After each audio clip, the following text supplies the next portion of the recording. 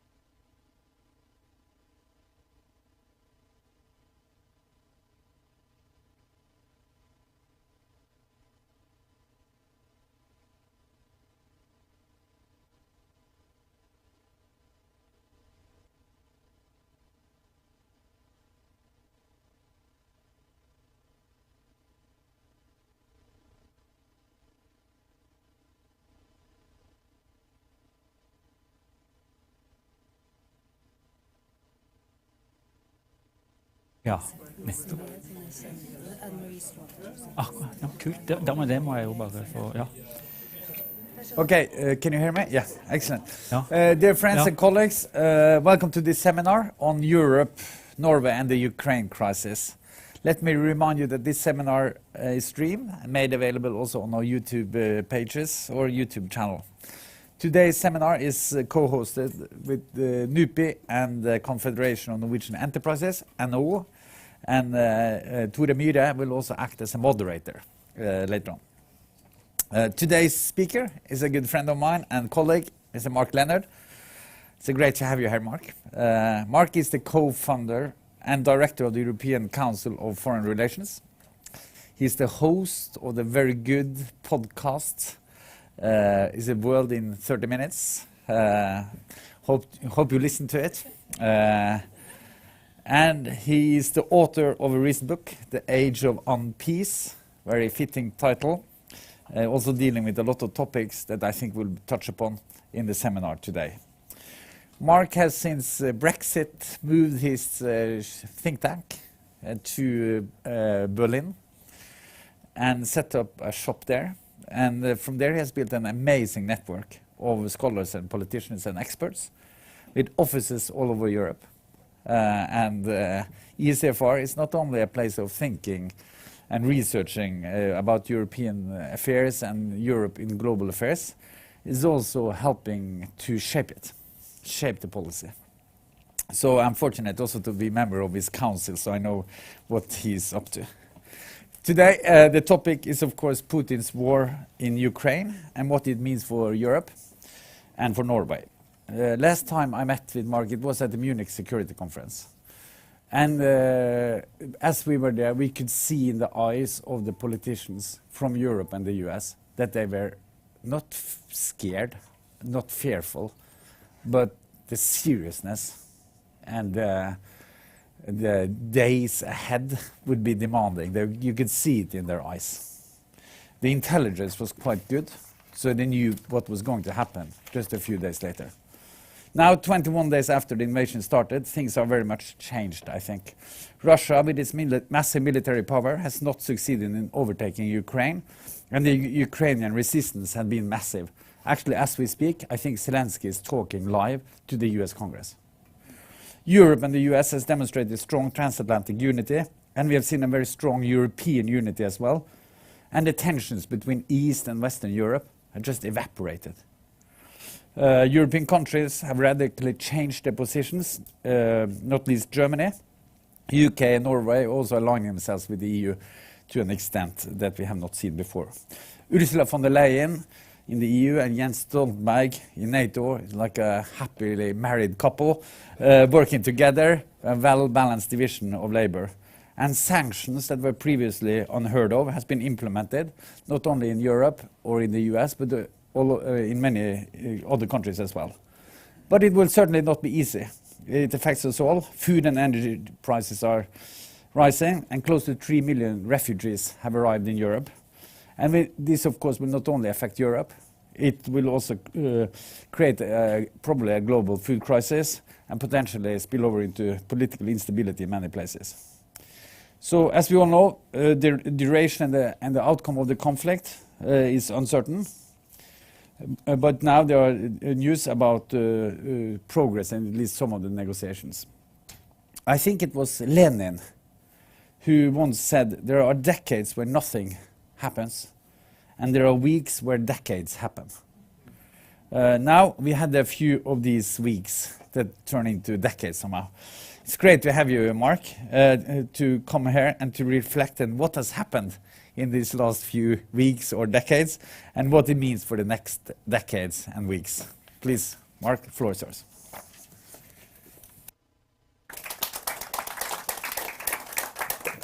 Great, thank you very much for your lovely introduction. It's really great to be back here in one of the great foreign policy international research centres in Europe, to be with a friend, but also to be here with our friends from Norwegian industry, who I think are more than anyone in the heart of this crisis at the moment. So I'm very much looking forward to our discussions later on. Ulf set the situation that we're in out very, very clearly, and I'm going to try and take a step back and think a bit about both where we're at the moment, but also what this might mean going forward for Europe and for Norway. Though I will rely very much on Norwegian colleagues to let me know whether that makes any sense at all. But these are some of the ideas which occurred to me when I was thinking about it. Let's start with the situation that we're in at the moment. And the other day I started looking again at a book by Elias Canetti from 1960 called Crowds and Power. And there's this incredible passage in it where he talks about paranoid autocrats who think of themselves as survivors, the ruler as survivor.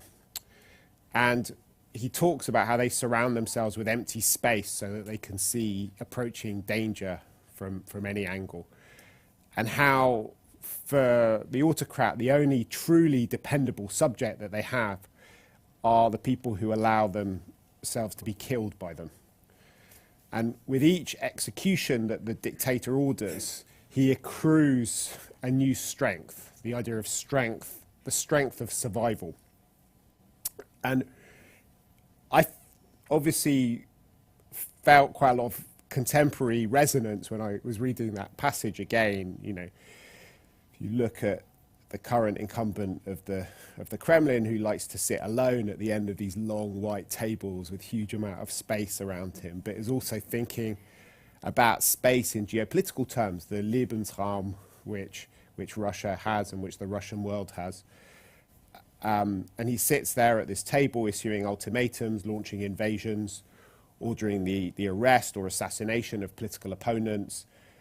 And actually, I think in a very real way, Putin has built his power through meting out violence and destruction and death to others. A lot of the consolidation of his persona as the leader of Russia has come through these wars in Chechnya, in Georgia, in Ukraine, in Syria, and now in Ukraine again. And in that sense, his survival, because a lot of those moves were actually linked to the consolidation of his political power. So his survival literally has depended on ending the existence of others.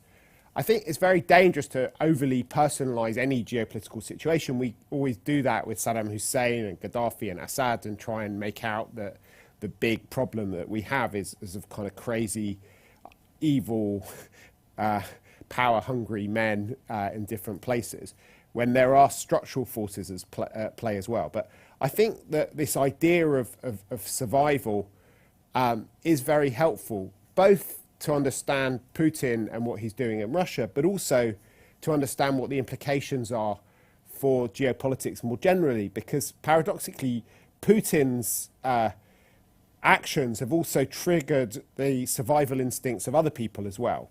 So Ukraine's actor turned president, Volodymyr Zelensky, has emerged as the hero who literally embodies, he gives flesh to his nation's existential struggle. NATO has emerged from its creeping brain death that we read about a couple of years ago. And the European Union, I think, has suddenly and rapidly been transformed from an inward-looking peace project into a community whose raison d'être now is increasingly about sovereignty and about security. I was in a major European capital last week speaking to a very senior official, and he said to me, Russia is too big and too connected to be allowed to behave like a bully that's freed of all norms. Either our response to this war puts an end to it, or our world will collapse. And what I felt when I heard his words was that the crisis that Putin has created for Europe is not only a security crisis, it is something bigger than that. It is an existential crisis. It's actually even a philosophical crisis. And that's why my first instinct on the 24th of February was to think about this as Europe's equivalent to 9/11, because it is leading. You know, people said after 9/11 this will change the world. It didn't actually change the world. It changed America, and America's quite big, so America, by changing itself, had an impact on the world. But I think that I'm not sure whether the war in Ukraine is going to change the world, but it's definitely going to change Europe. I don't think Europe will be the same afterwards. And because it goes right to the heart of the idea of the European project, which was built around this notion that former enemies could become friends through building economic, legal, and eventually political interdependence. So even though this war from the outside looks like a kind of 20th century military intervention with the tanks kind of going across borders, it had immediate echoes of 68, 56, of other kind of periods. It's actually quite different from those things, because this conflict isn't unfolding on the other side of an iron curtain. It involves parties that are totally bound up, not just with each other, but with ourselves as well. And the way that it's being waged isn't only with planes and with tanks, but also with sanctions, with the manipulation of supply chains, financial flows, migration, information, digital. And companies, citizens, consumers are increasingly finding themselves playing an unwitting role in this global geopolitical event, even though no one's drafted them and asked them to go to the front and to fight. Lots of aspects of their everyday lives are being shaped by this geopolitical conflict.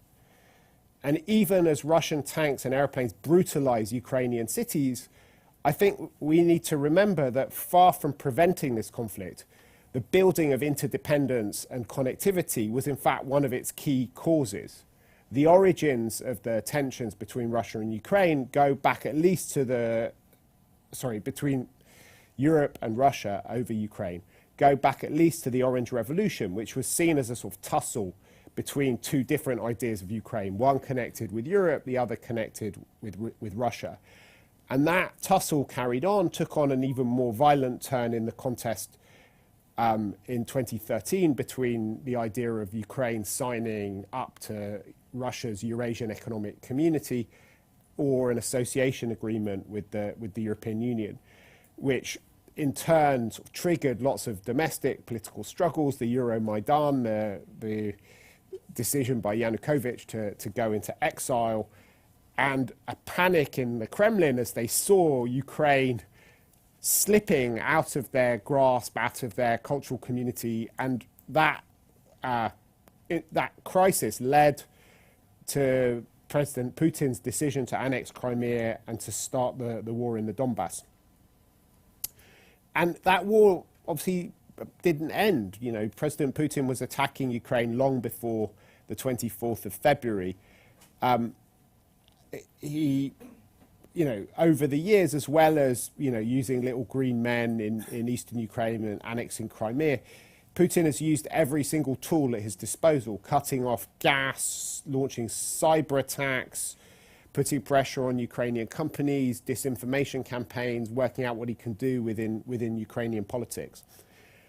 And at the same time, the defense of Ukraine, both by Ukrainians and by the West, has also not largely been military. In fact, it's been using all means short of war.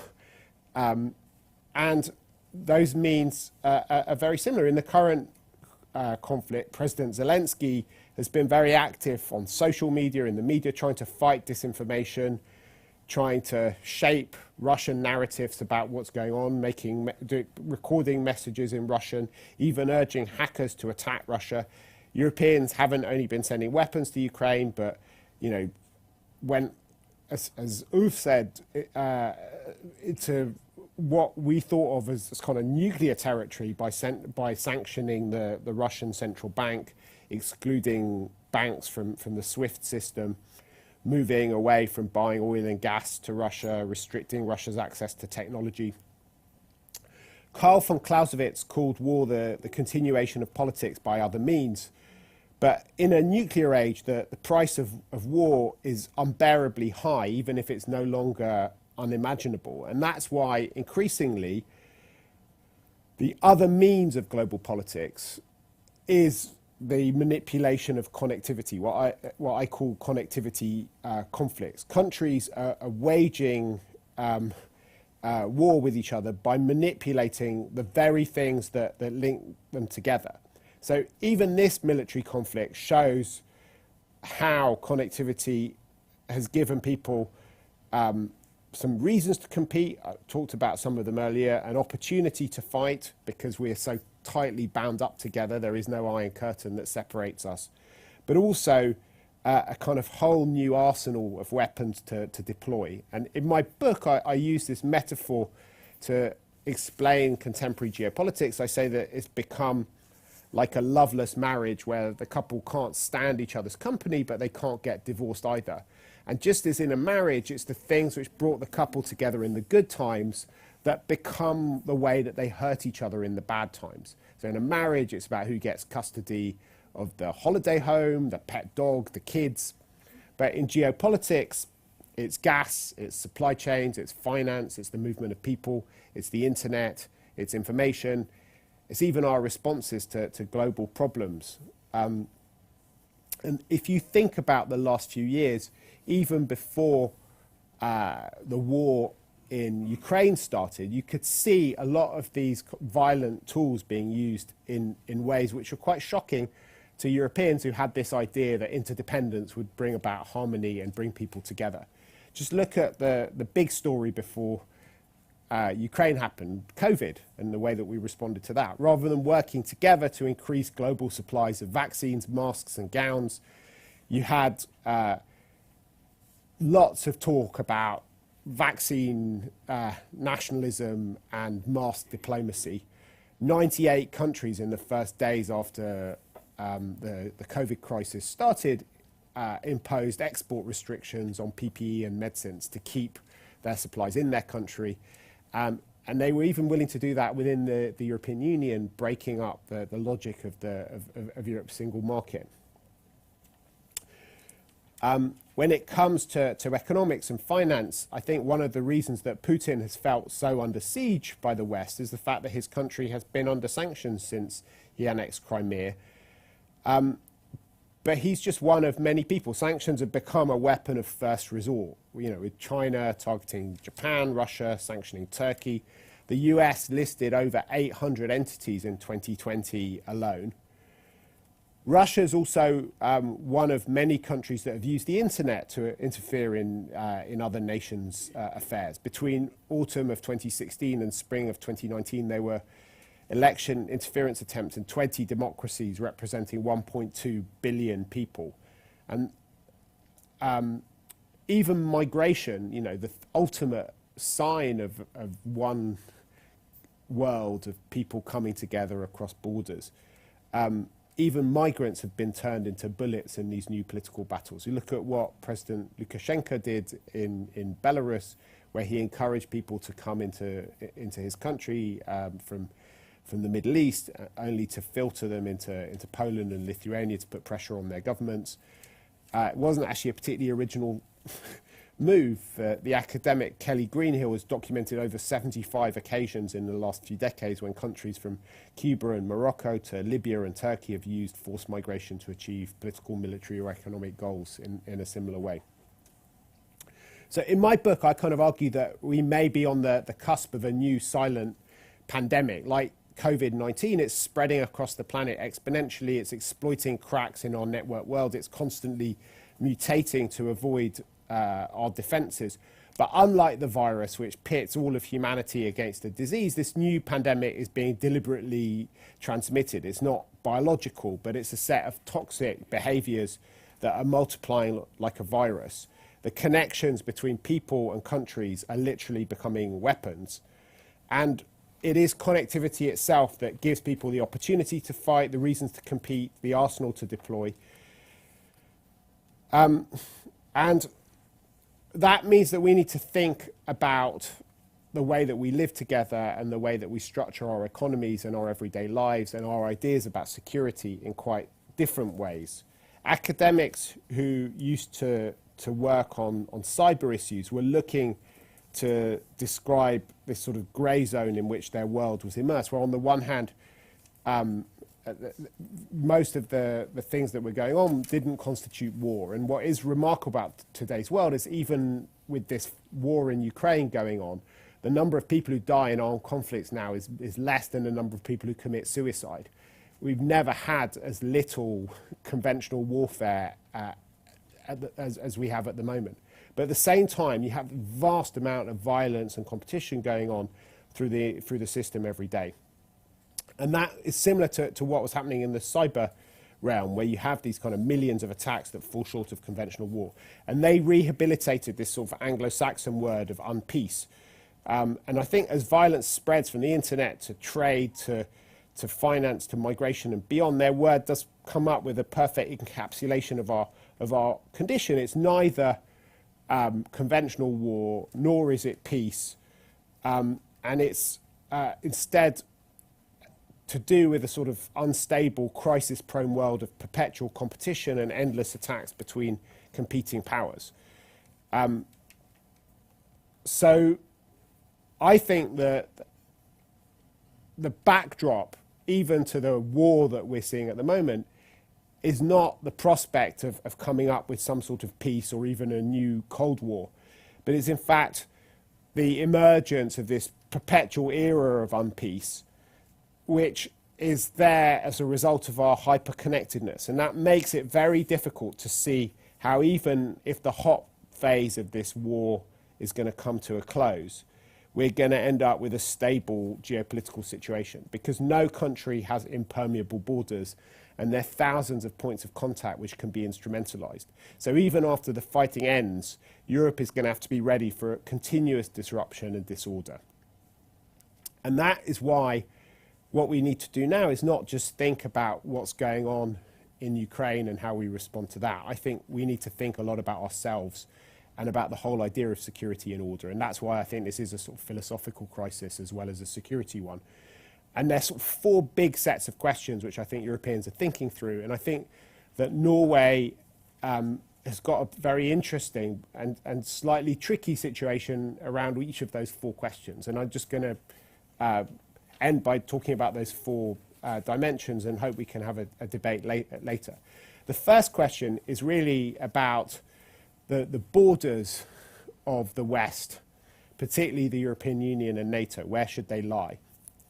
On the one hand, Putin has been quietly trying to consolidate the Russian sphere of influence. Belarus has long been a kind of autocratic country, but it used to at least have some pretense to an independent policy. That has ended. It's now fully controlled and militarized by Russia. Kazakhstan has been brought to heel in a way that was unthinkable a few years ago. Although it's not voted consistently with Russia or towed the line fully in different institutions, after the CSTO intervention, it's lost some of its freedom. Azerbaijan concluded a bilateral military agreement with Russia before the war. And many people fear that Putin is going to act aggressively towards Moldova, or if there's any change in the status of Finland or Sweden, that you could see different ways of sort of preempting that. So on the one hand, there is lots of probing of the borders and an attempt to consolidate spheres of influence outside of NATO and the European Union. And on the other hand, Europeans who for a long time thought borders were incredibly passé and ludicrous, having to think about borders in totally different ways. For most of my lifetime, when Europeans thought about borders, it was in the context of removing them. And we became so casual about it that we were even willing to in fact change them to recognise an independent Kosovo, which is often cited as a precedent for some of the other border changes which are going on, wrongly in my mind. But it showed a sort of degree of relaxation about borders, which was ahistorical. But now the precise edges of the European Union and NATO are suffering from this ambiguity that we have. There's long been a debate about who should be in and who should be out, but there's now so much more at stake. And I think the Ukraine war provides definitive proof that to be in is very different from being outside. If you're inside NATO, you are promised military protection. If you're outside, you're left to the tender mercies of the Russian military with diplomatic, moral support, maybe some weapons, some sanctions, but it's very different from being inside of the club.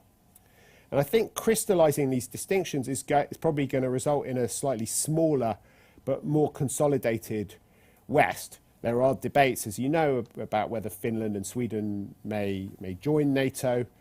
There are also going to be questions about how much tolerance people have within the club for hedging and for balancing, particularly relevant for countries like Hungary, Turkey, Serbia, that are all basically being put under enormous pressure now to decide which side of the borders they want to be on.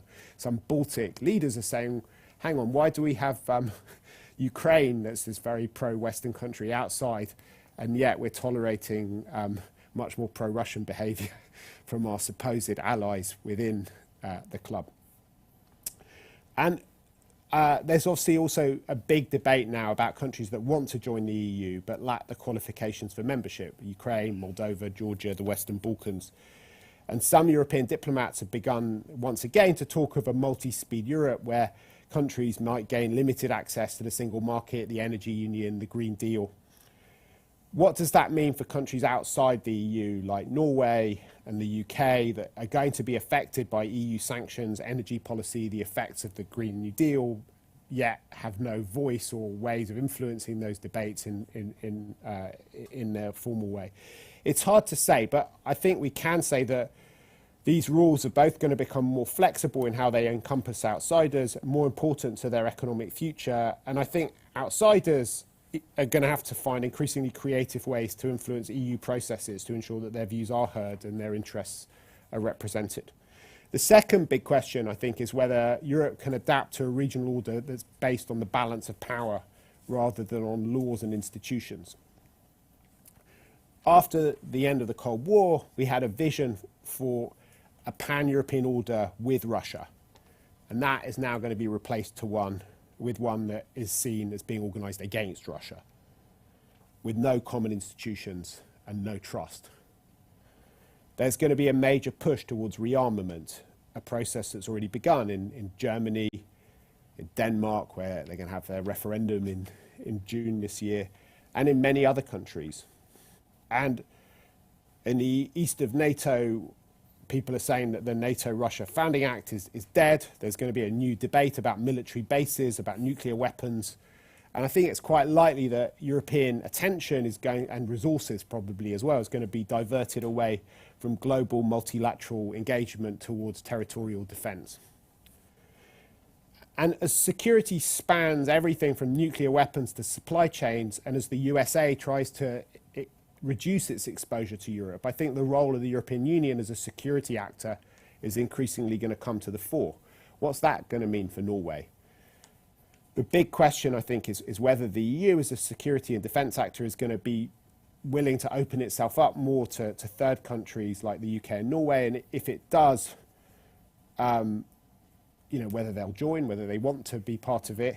And if not, I think it's likely we're going to have more of a trend towards flexible coalitions of the winning, like the Joint Expeditionary Force, where Norway already plays a role, and maybe a European security system that becomes more based around minilateralism and bilateral and other relations rather than these pan-European institutions.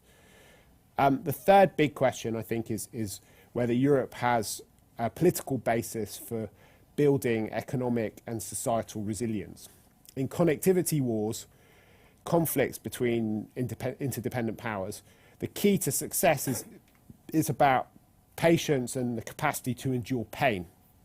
And while there's currently a lot of public support for sanctions, there are questions about how long this will last if oil and gas and electricity prices continue to soar, if the continent is plagued by recession. I think after creating a massive recovery fund to prevent COVID-19 from ripping the EU apart, EU institutions are now thinking about new solidarity mechanisms to help consumers cope with soaring energy prices and other knock-on effects from sanctions. One way or another, I think Europe is going to deliberately, in a way that it hasn't done before, go about restructuring its energy markets, its supply chains, its finances, and this is going to have massive global implications. The crisis is going to accelerate the decoupling of the Russian and the European economies. We've heard about decoupling before. There's lots of talk about decoupling between the US and China during the Trump administration. But interestingly, the economic ties, though there was decoupling in some areas, the overall volume of economic relations between China and the US actually grew during the Trump years rather than reduced. I don't think that's going to happen with Russia and Europe. There's both the ways that formal sanctions are going to lead to a two-tier financial system and drive all sorts of quite fundamental changes into the way that we organise our economies. But in parallel with that, there are all the questions around informal divestments. Fiona Hill gave a very interesting interview the other day about the whole new debate about ESG, where Russia is being cast as an illegitimate site for foreign direct investment, not just for consumer-facing brands, but for an incredibly wide range of companies across different sectors. And even in the energy sphere, which is the area of greatest European interdependence with Russia, we're seeing a much more rapid decoupling than anybody thought could be possible. Europe obviously can't free itself from Russian gas immediately, but even since the crisis began just 3 weeks ago, Italian dependence on Russian gas has gone from 43% of total usage to 29%. They expect it to be down to 12 to 15% by the end of the year. A report from Bruegel estimates that with a 10 to 15% reduction in consumption and a lot of spending on expensive reserves in the current year, the EU could actually survive next winter without any Russian gas. If the political consensus around isolating Russia continues, it seems that Europeans could wean themselves away from Russian energy dependence in less than 5 years, as compared to the 10 to 15 years that most experts would have predicted before the crisis. And in the near term, this is going to slow down Europe's transition to renewable energy as European governments seek to fill the immediate gaps with whatever fossil fuels they can get hold of, including coal. I think that's not just essential for security reasons. It might also be reinforced by a populist backlash against net zero policies in different countries. In the UK, something very interesting happened in the last couple of weeks, where Nigel Farage, who's was the biggest champion of the Brexit referendum, has launched a new campaign and a new campaigning organisation calling for a new referendum, this time not on British membership with the European Union, but on the British decision to reach a net zero target, and he wants to remove that.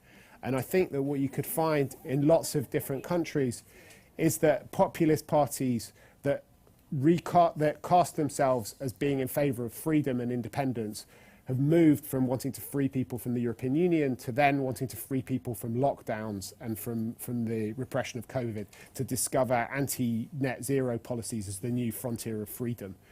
And we saw with the Gilets jaunes how easy it is to lose control of the narrative around these issues. So I suspect that could become quite an important part of our politics. Anyway,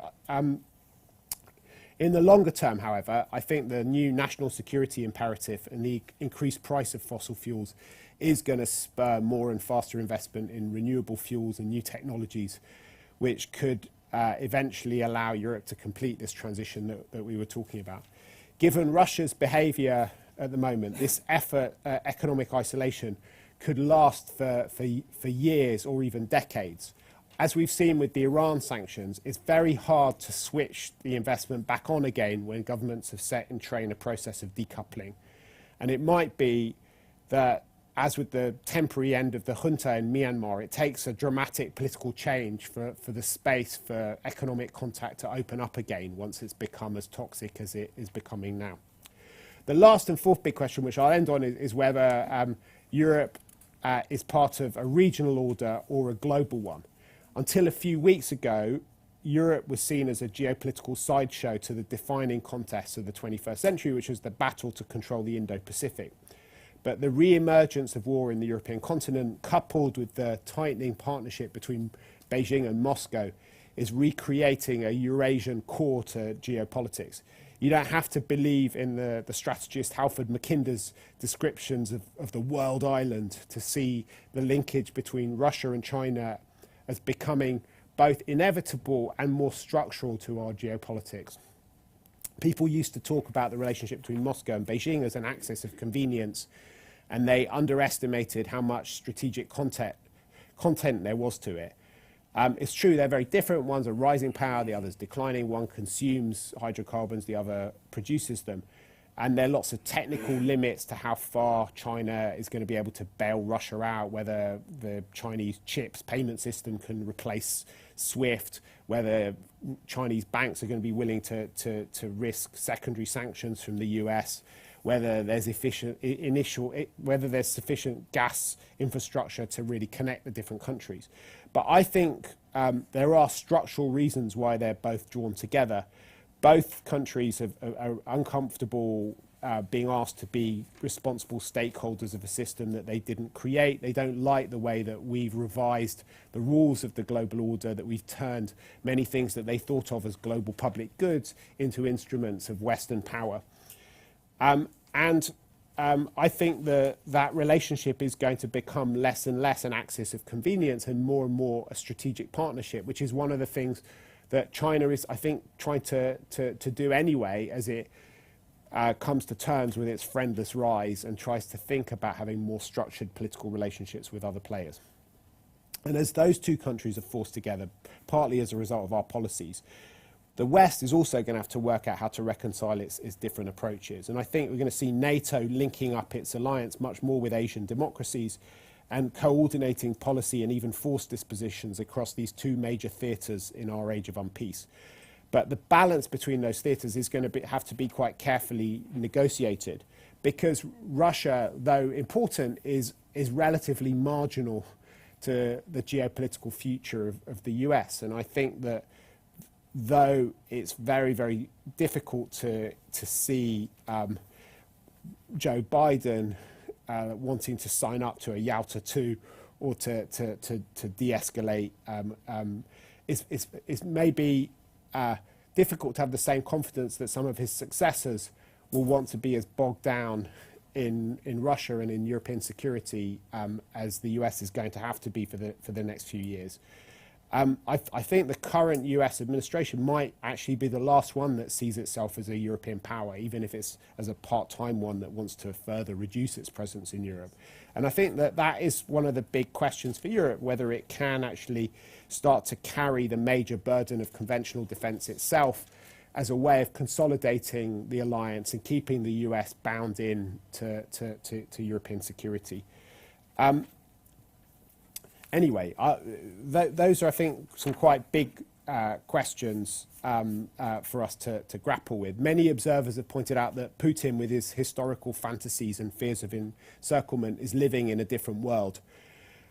But I think that our fates are totally bound up with his. So it doesn't really matter what world or time period Putin thinks he's living in, as long as he is in the Kremlin. And maybe even after his departure, Europe is going to feel that its future and its ideas about its security are threatened. And what we're going to see over the next period of time, through the 4 questions and many others that I kind of laid out, are European leaders trying to reconcile the world that they want to live in with the world that Putin has foisted on them. And some people will say that this was always inevitable, that the progress we had towards a rule-based, ecologically conscious world was always kind of illusory. But I personally think that the pooling of sovereignty amongst Europeans, the development of supranational regulatory regimes, cooperation on technology, environmental protection, health, represent huge advances in our civilization. Geopolitics, I think, in Eurasia has become a competition for survival. And I think the ultimate question for us is how to maintain the values of this Kantian perpetual peace within the EU and within the European, the Western part of Europe anyway, whilst also defending ourselves from threats in the jungle outside. And I think that finding a place for itself within this revolutionary situation is going to be quite challenging for Norway. There are going to be lots of practical questions. You're going to be asked for more gas, you're going to be asked for military assistance, questions to do with refugees, defence spending. But I think some of the biggest changes might be political and institutional for you, where Norway risks being left out of debates about the future of our continent, being offered things on a take it or leave it basis. And just as Germany and Denmark or Sweden or Finland are going to have to radically rethink some of their European and defence policies, I think it might also be important for Norway to have some of these big existential debates and to rethink some of your assumptions on everything from defence to sanctions and maybe even eventually to the idea of EU membership. It could, after all, become a matter of survival. Thank you.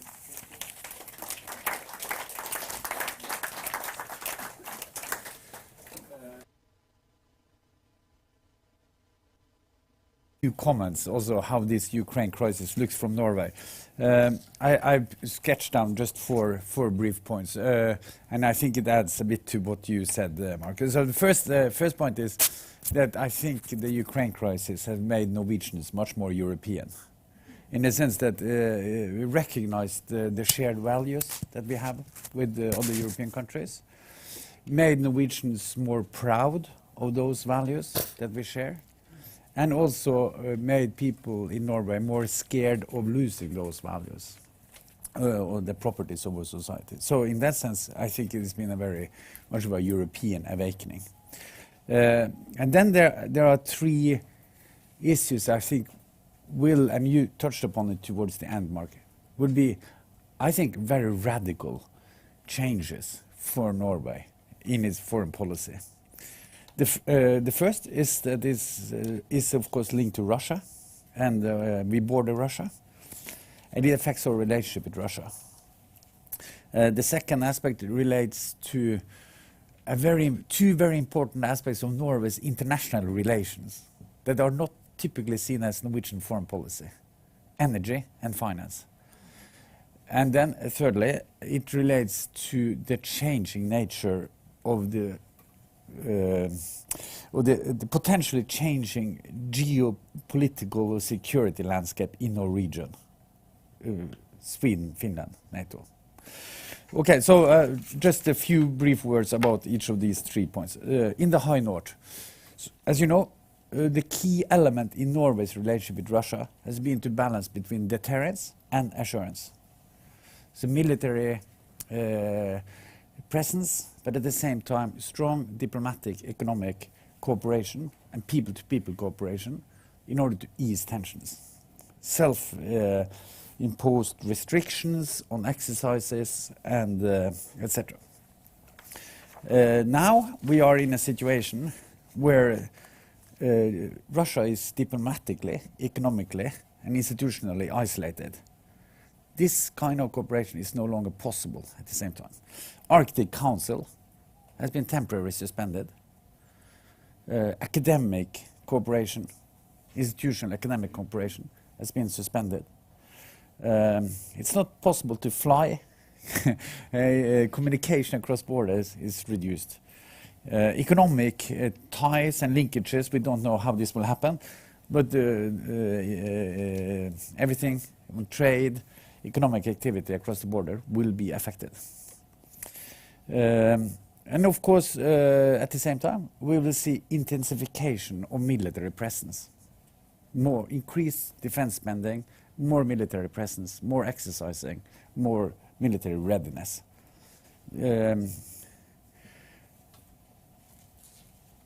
We should be, of course, very cautious about undermining what we have achieved. But at the same time, we should be at least prepare ourselves for many different possible outcomes.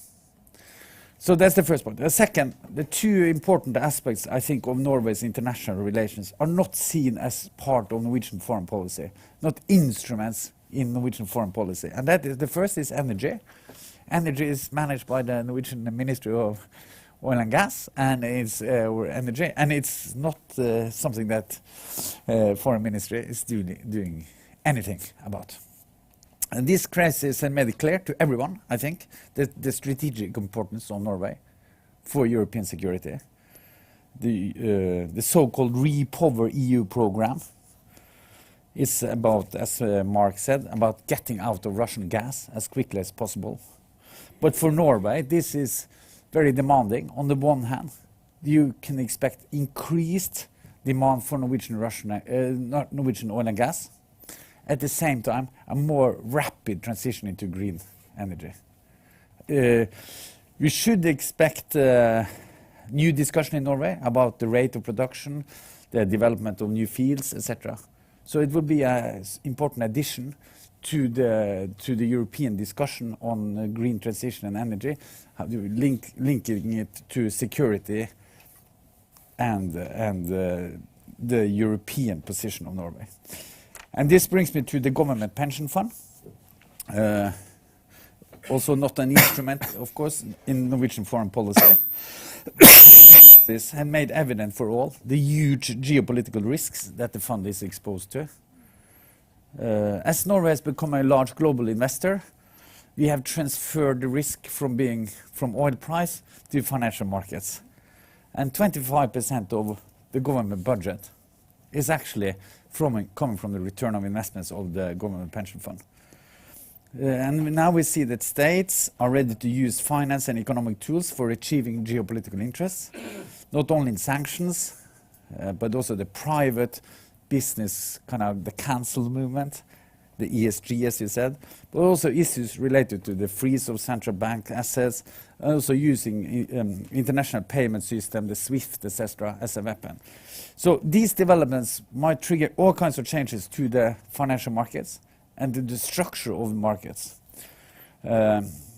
Also likely to affect how and to what extent political risk is taken into account when investing, I think, for Norway. So this is really big. And last but not least, it changes the geopolitical outlook in our region. Obviously, it makes, the first point is, of course, Sweden and Finland.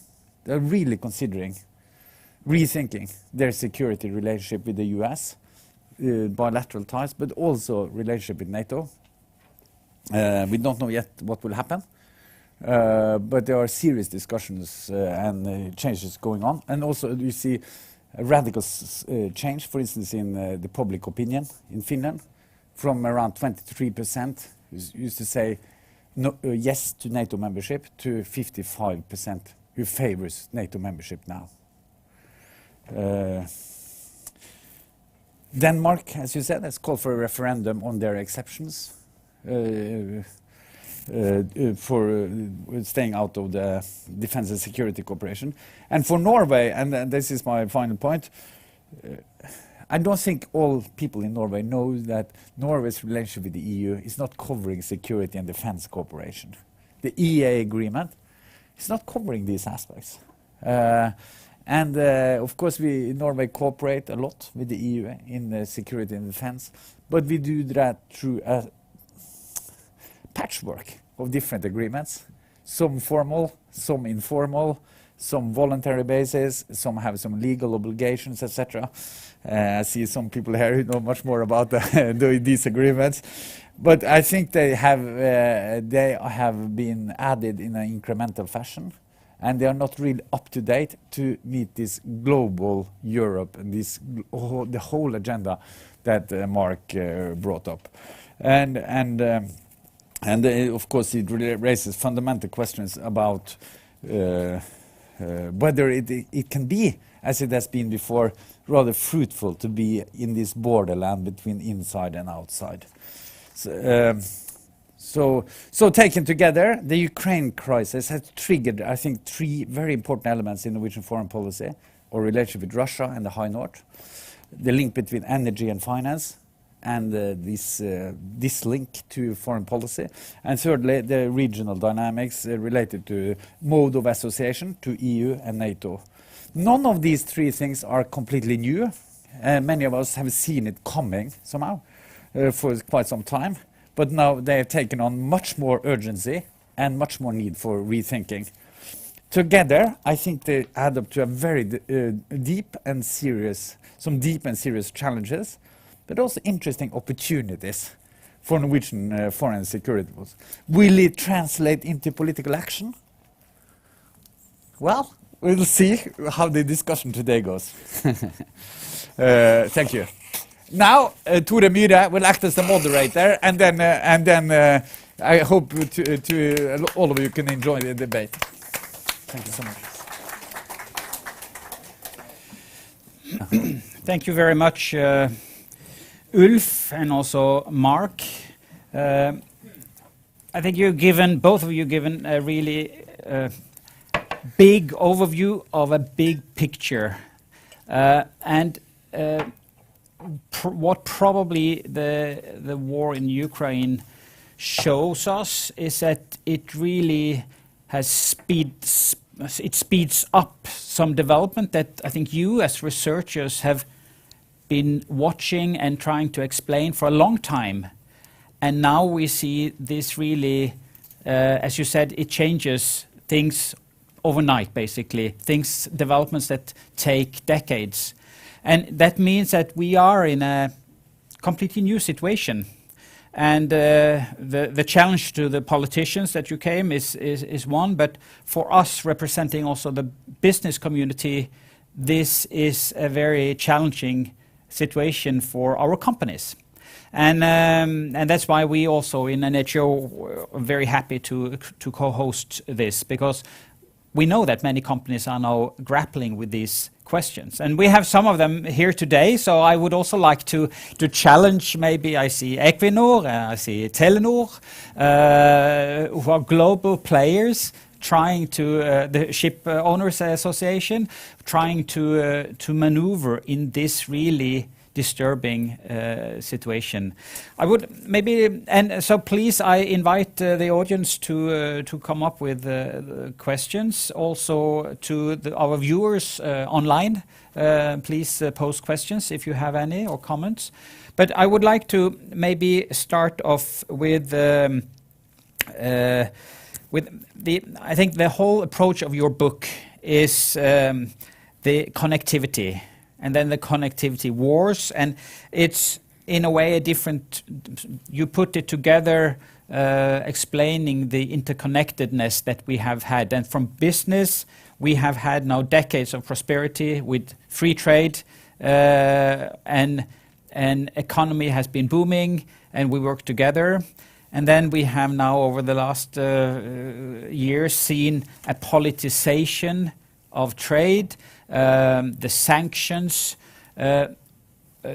strategic autonomy discussion. So how should companies understand this new situation, Mark? You know, I think what's happened since 2008 is that people have got a different sense of what globalization means for them. I mean, globalization always created winners and losers and created tensions, and there were asymmetries in the system. And even though Tom Friedman wrote this famous book about how the world is flat, what we know about networks is that they're very unflat, and you have both an incredible concentration of power as well as a diffusion of power.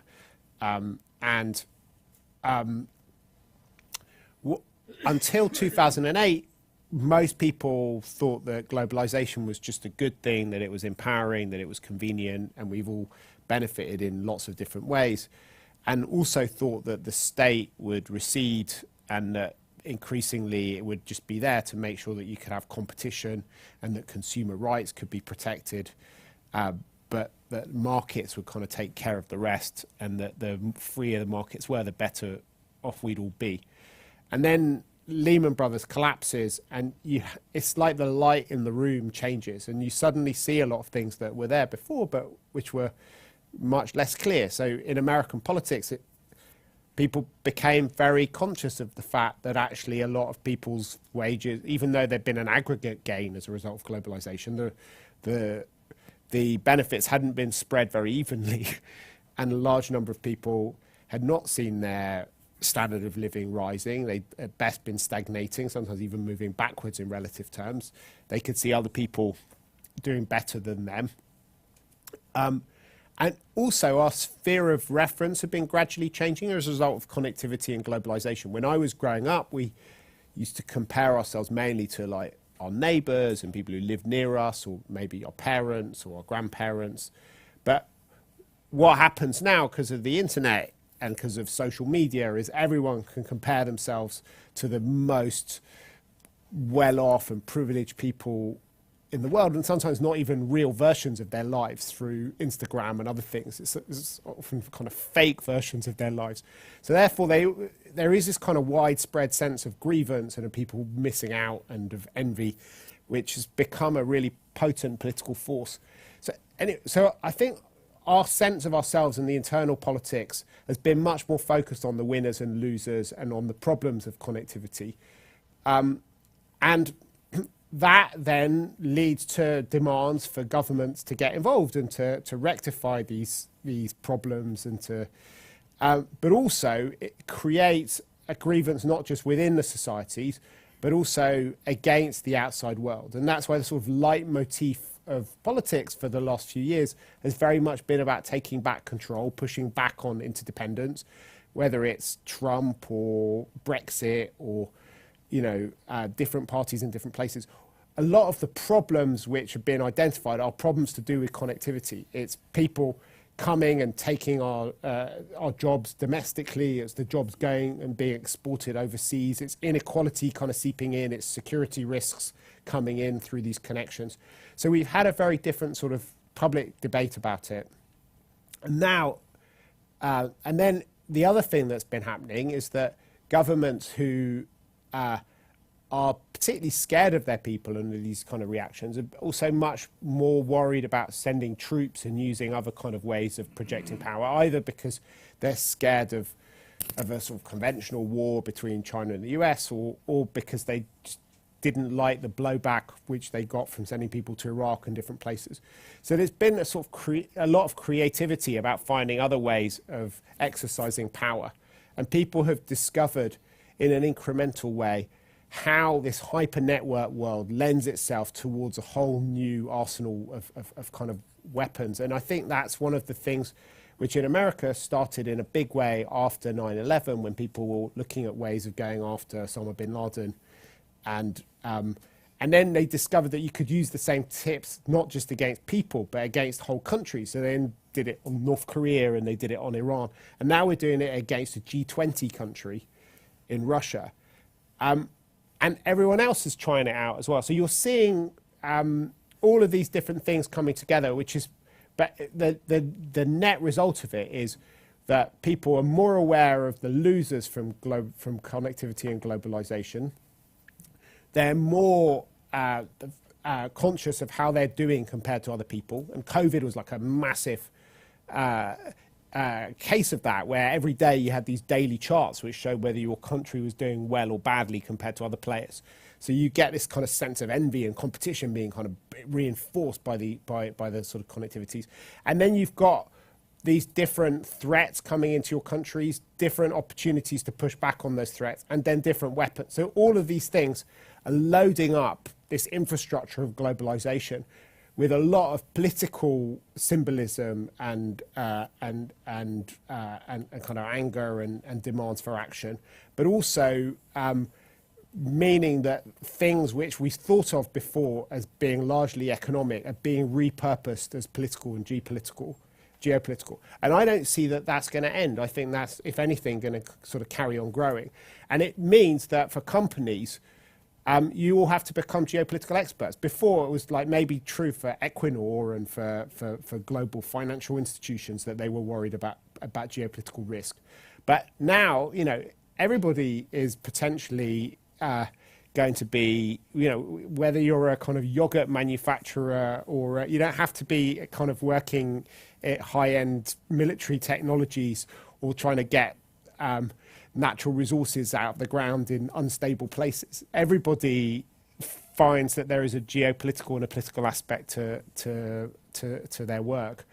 And that is quite a different world, and is, I think, going to lead to quite different choices being made. In Brussels, for the last few years, they've been talking about going from just-in-time supply chains to just-in-case.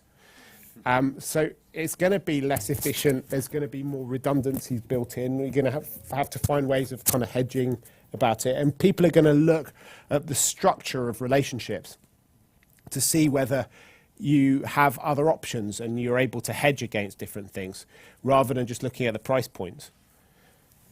So I think that is doesn't really make it easier for the companies to maneuver in what you're saying. But Ulf, also a comment to that. But I would also like to challenge Geir, if you would like to come in on that, seen from Equinor's point of view, how to maneuver in this landscape. Just very briefly, I think that for me it's a bit unclear what Mark is saying on the connectedness. Obviously, the connectivity is creating some vulnerabilities, but at the same time, I think for small countries, in particular, having the benefit of having access to a market is fantastic somehow. Arne Melker, my colleague down there, he has studied that. Without access to global markets, we would not have been able to cope with COVID, of course. Medical gear, medical equipment, the International Science Corporation, etc. Of course, this is extremely important, and for Norway, we have also benefited a lot of selling stuff to the market and importing. We cannot produce so many things in Norway. So we are faced with a kind of liberal dilemma in the sense that we want to have an open society, open economy, but at the same time we want to take kind of legitimate security concerns into account, building resilience, looking into value chains, etc. And there's this trade-off, because we don't want to end up in a world of protectionism, where complete disintegration of value chains and economies. That would be very unfortunate and very costly, and I think everyone would lose out on that. So for me, I guess you agree on this, but I see, of course, the connectedness and connectivity creates some difficulties and challenges, but at the same time we should be careful of driving down to a kind of world of disconnectedness. So the world is not flat anymore, it's bumpy. Yeah. But it's still possible to do trade. My feeling is that what we're moving towards is a more reflexive attitude towards connection. So, it's unquestionably true that we're vastly richer in the aggregate. We've got new ideas and technologies and things which were just unthinkable if you didn't have those connections. But at the same time, we're now more aware of the downside, and we're seeing it as a double-edged sword. And once you become aware of it, then you can start doing something about it. So you can maybe insure yourself, pay a little bit more, make sure that it's not just Russian gas. Because my goal is not that we don't consume Russian gas. My goal is that we put ourselves in a position where we can... Yeah, you're not vulnerable. You can buy Russian gas if you want to, but there are other alternatives, and that Russia can't use it as a tool against you. And, you know, in very specific circumstances that we're at the moment, it's probably best not to buy Russian gas because you don't want to fund their war effort if you can help it. But typically, it's better if you can put yourself in a position. But if you're Poland or Estonia, you don't have that much choice. It's not like you can stop buying Russian gas and start buying Norwegian gas overnight. And I think that's what we're sort of learning about, is that, you know, ultimately the essence of sovereignty is about choice and having a chance to choose. And you don't want to put yourself in a kind of toxic relationship where you don't have any other options and where you can get bullied by different players. And, you know, equally, we're thinking differently about trade relationships. We're not just thinking about, you know, is it good for business? We're trying to think through, and some countries have done that anyway. In the Nordic world, you have this kind of really interesting paradox. On the one hand, your economies are super connected to the rest of the world. At the same time, you have big welfare states which allow the society to be much more resilient. And in fact, I think that's essential to keep the openness. If you didn't have the resilience, the societal resilience, it would be much harder to keep consent in a democracy for openness. I think that's a lesson that other countries are sort of having to learn. It's a bit of a paradox in a way. The more open you are, the more helpful it is to have a kind of welfare state to deal with the problems of it. And I think that's what we're seeing across the board. We're thinking differently about immigration, thinking differently about how we manage our data, and we're thinking about these relationships in a more... But my goal ultimately is to try and keep the world open. But I think you can only do that if people feel that we're somehow in control over what's going on, and that connectivity is being managed rather than it being sort of unmanaged, and that we're going to be ravaged by things that come down over which we have little purchase. And that's in a way where the European Union comes in as well, because in the past, the EU has been about removing barriers and creating as little friction as possible. And now the European Union is being reinvented as a space which can give you back control and sovereignty. And that's, I think, where the whole debate about European sovereignty comes from, is the sense that maybe the only way that you can be in control is if you work with people who are who have similar interests and similar values and similar priorities, but who are big enough to take on Facebook or Vladimir Putin or Xi Jinping. So I think this is a good time to bring in Geir. You probably need a microphone, Osman. Because I think the key word here is how to manage this whole blurred situation of interconnectivity and challenges, and both from the government side, but also from the company side. So how do you think about this, Geir, Equinor? Well, first of all, I think we realize, to quote Dorothy from the Wizard of Oz, that we are not in Kansas anymore. The post-Cold War era was extremely good for business.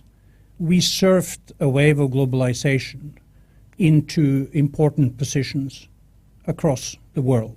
That happened in our industry, it happened in other industries. What we saw and what Mark pointed out was that after the Great Recession or the global financial crisis, there was more headwind for business. Business relationships became more securitized and they became more politicized. And I think what we are seeing right now is that these trends are supercharged by what has happened over the last few weeks. What does that mean? It doesn't mean that this will be a world without opportunities for business. But it does mean that these opportunities are going to come with much higher risk than we were used to in the past. And this goes back to the point that Mark made about risk management for companies and geopolitical risk management for companies becomes more important. We've already seen how most companies have beefed up their legal staffs to deal with compliance issues and to deal with sanctions issues. I think this is a trend that is likely to continue. So yes, there will still be opportunities, but they will come with greater risk than we were used to over the last 30 years. So the question now is, of course, what will the post-Cold War era look like? And I think Mark's 4 main points about the issues we need to think about in that context are also relevant for business. And then when you take it to the Norwegian context, I think the 3 points made by Ulf underlines that we have some serious thinking to do, not just on the side of business, but also on the side of the Norwegian government.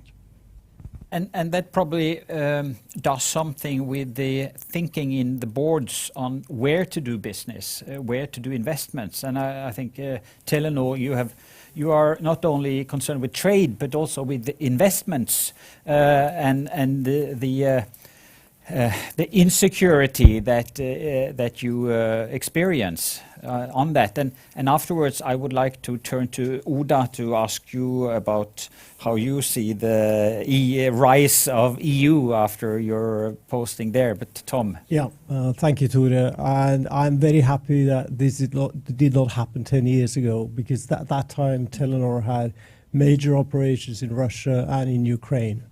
Which ended into a corporate dispute with one of the oligarchs now sanctioned, Mikhail Friedman, and we started our exit in 2015. So we were completely out of Russia, completely out of Ukraine and the other countries. But of course, that was in a way a wise move, in particular when you see the situation today. So in a way, we're fortunate that we don't have any direct interest into any of those 2 countries, given the present situation. Then again, we are in the connectivity business, and globally there are 5.4 billion people who have a SIM card using for communications. So the whole mobile industry has a big responsibility now that the crisis hit. Some of our major peers like Vodafone, they have operations in Poland, Czech Republic, Hungary, and so on. So obviously, with the influx of refugees, the industry has stepped up, and we're providing, free or zero-rated, as we call it, communication going into Ukraine. So in a way, we've been lucky, but I think it's worth thinking about what will happen with the appetite from investors in companies that go into, let's call it, challenging markets. I think that has changed a lot even before the Ukraine crisis. I think there was more, it's good for businesses to be in challenging countries. That was more the sentiment like 4 or 5 years ago. I don't know whether that is still the case today, to be honest. Thank you. Thank you. So, and if I could go to Oda, because you have been our ambassador twice, and probably for as long as time as any, and so you have seen also Brussels from the inside. And I think very clear message from both Mark and Ulf is the rapid response and the increasingly importance of the European Union, and how quickly they have got their act together in this situation. And Ulf, you point to some of the maybe challenge that Norway then is confronted. Well, Mark, you say it's a matter of survival, maybe. So, Oda, were you surprised with the response from the European Union now in this Ukraine crisis? First, allow me to thank Ulf and Mark for framing these very important issues also in a Norwegian context. And of course, the 3 arguments or the 3 points made by Ulf, Russia, High North, energy and finance, and the Nordics have always been the main arguments against Norwegian membership in the EU. I just wanted to remind you about that. But we have also always, from Norway, looked with some hope towards a European Union which would be framed in a more flexible way, I think, a possibility for more to join on aspects of important to the countries. You have, Mark, you are saying 2 things. One thing is that maybe we will see a more consolidated and smaller West, because it's important to stick together and be sure that we are based on the same fundamental freedoms and values, and we'll fight if needed for them. On the other hand, of course, there is this possibility and this argument which have been put forward particularly by the French, and I allow myself to take a French perspective since this was my last posting, for a multi-speed Europe, which actually came to a abrupt end when the French discovered and clearly made the point that the UK, London, the government, the Prime Minister was not now a person that they could deal with, a possibility for them to make what they at one point framed as the European Security Council. Of course, these are long-term developments, but it's very interesting. And I'm not sure whether this is the opportunity, but Brexit has been a main issue, a major issue here in Norway. And is this the crisis which actually could bring Europe, both the continent and the UK, together again? Because in particular, in the areas that we are discussing now, security and defense, this is not something which can be done only from Brussels. They need actually more partners. Maybe if you would like to respond to that, and maybe also elaborate a little bit on the European situation. You mentioned Brexit, so it could bring together again, but it could also be the opposite, that because UK is out, the EU can act more forcefully because the brake is on integration is outside. And maybe is it the French model now with strategic autonomy, more politicization, that is gaining ground?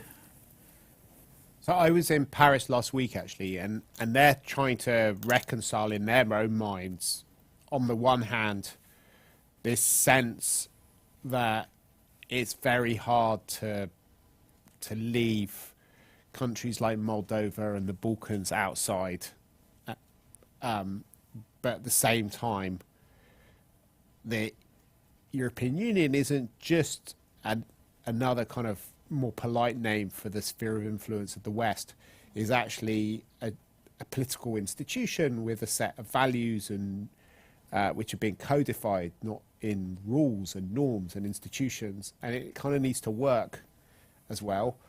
And it's impossible to imagine any of the countries that we're talking about joining the European Union for many years, if ever. So in its current form.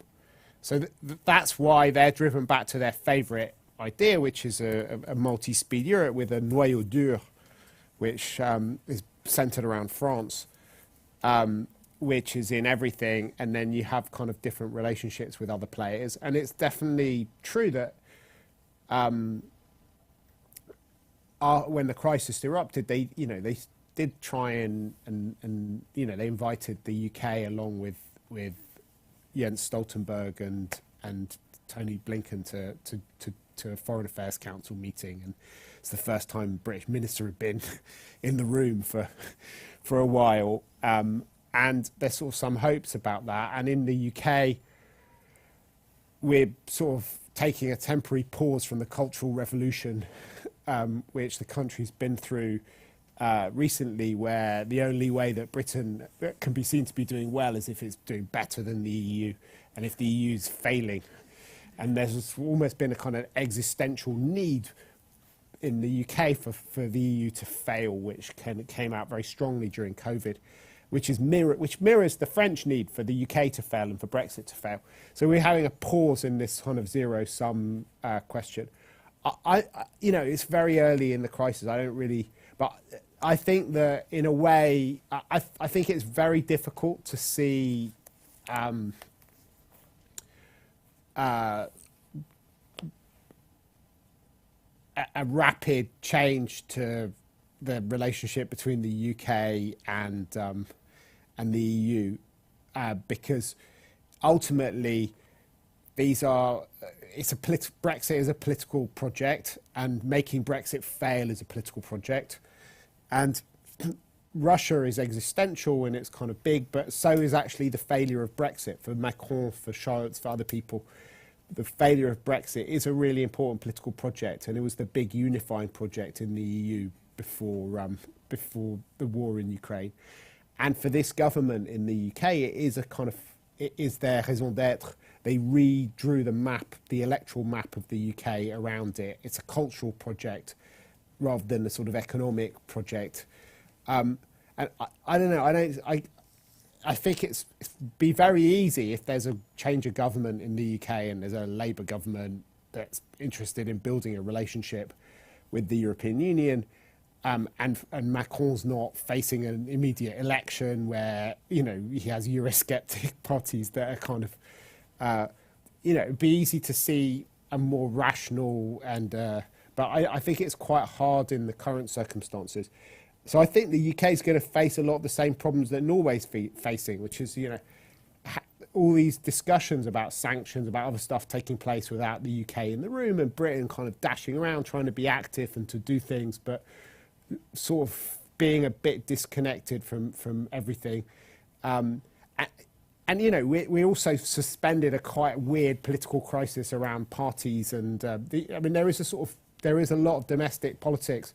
The primacy of domestic politics in the UK has been absolute.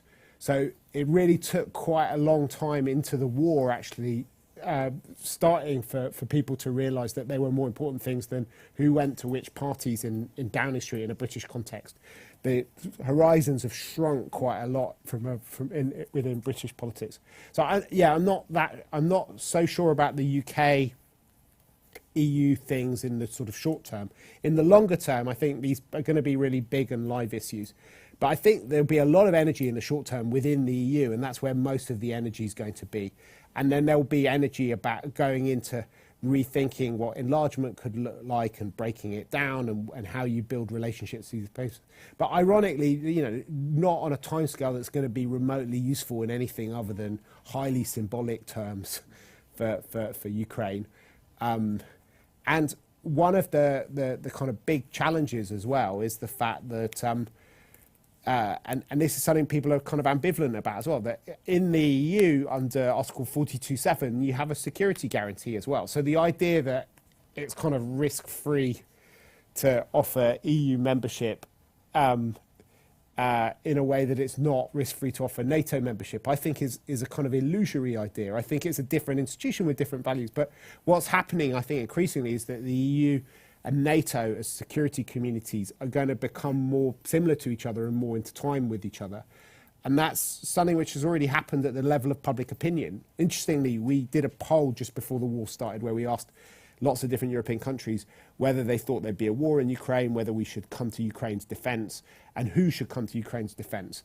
And what was most striking to me was in Poland, 80% of people said that the European Union should come to NATO's defence, and 79% of people said that NATO should come to European Union's defence. So in the minds of Poles, there's no difference between the two. Whereas we were taught that for Western Europeans, you know, it was all about European defence, and for Eastern Europeans, it was all about NATO and the US. But I think citizens are kind of beyond that. They just see these as institutions that are there to help us and to step up when there's a crisis, and they don't see a big distinction between the two. And I think that's something which is, you know, might actually change a bit more as the EU becomes more active on these topics. But ultimately, the bandwidth for EU, you know, in Paris, in Berlin, in Rome, a lot of it's going to be about these internal dynamics amongst the EU member states. And I think that's going to matter more. You're going to have more discussions in those formats than you are with London and with other players. And I think certainly there's very low levels of political trust, as you were saying earlier, which is not going to change rapidly. I'm really sorry that time is running, so we only have 5 minutes left, and I apologize to those of you who wanted to ask questions, but I wanted to turn to Ulf because Oda asked about Britain, but what about Norway in this situation? You have said something about it already, that the international relations is not separate anymore, but energy and finance is intertwined, the changing geopolitical picture. And Norway, on the one hand, the EA puts us inside and outside, as you have said before.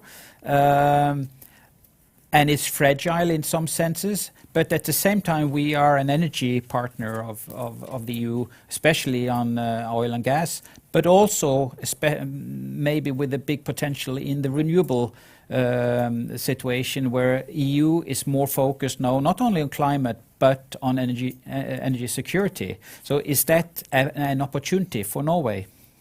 Of course it is.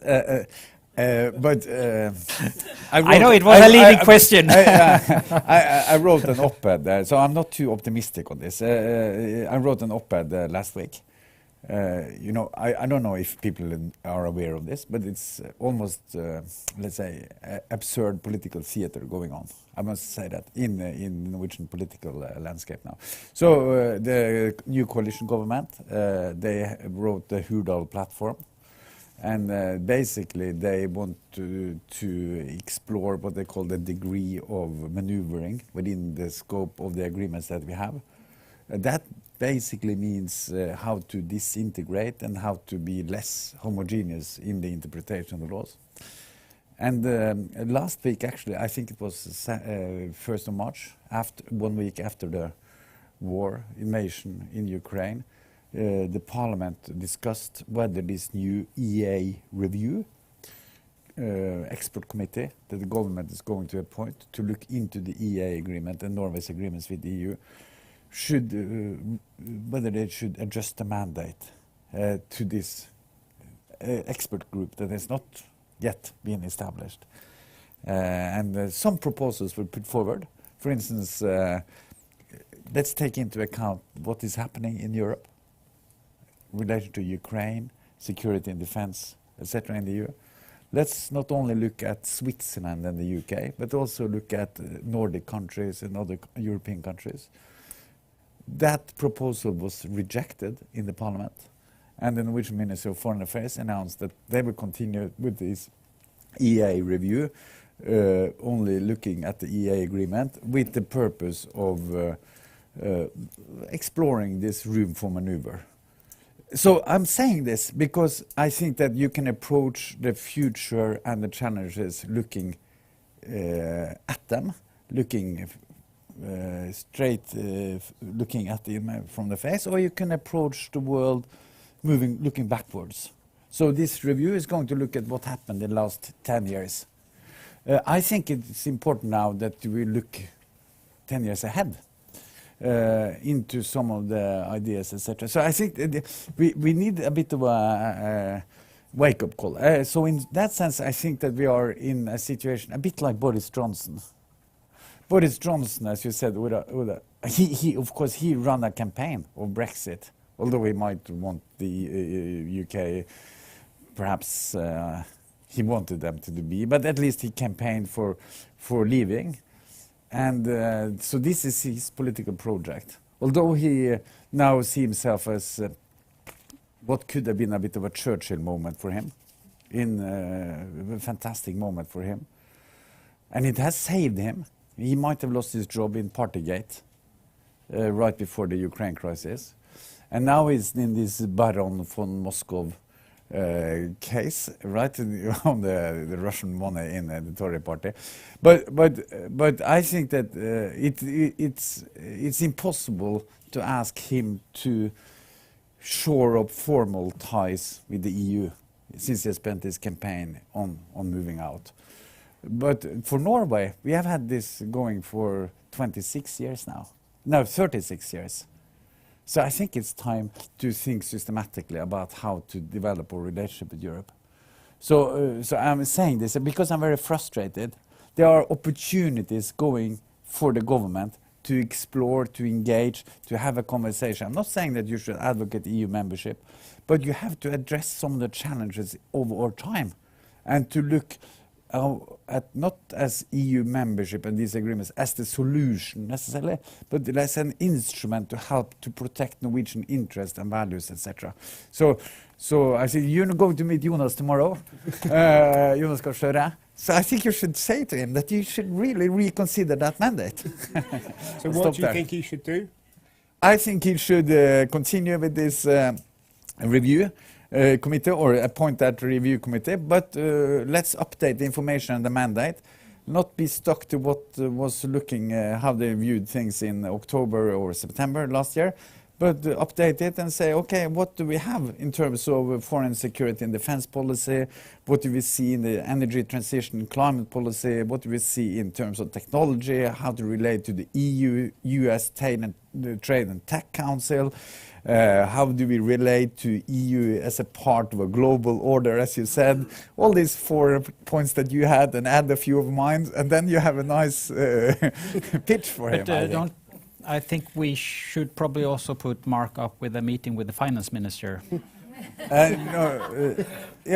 Not in terms of because not in terms of the fund, I think, but in terms of the party affiliation. Yeah. Exactly. No, not the fund. No. Okay. I think we are in the middle of a terrible war, a crisis. It's always difficult to assess what is happening, but I think a very clear conclusion is that it really speeds things up. The processes that we have seen for a long time is now happening much quicker, and that has great implications for companies, for governments, for researchers, and I think you have helped us understand those processes much better. And of course, we have to read your book, so the advertisement. And thank you very much for coming, Mark, and thank you, Ulf, for co-hosting this and for your reflections. And thank you very much for the participants, both here and also on screen back digitally. Thank you very much.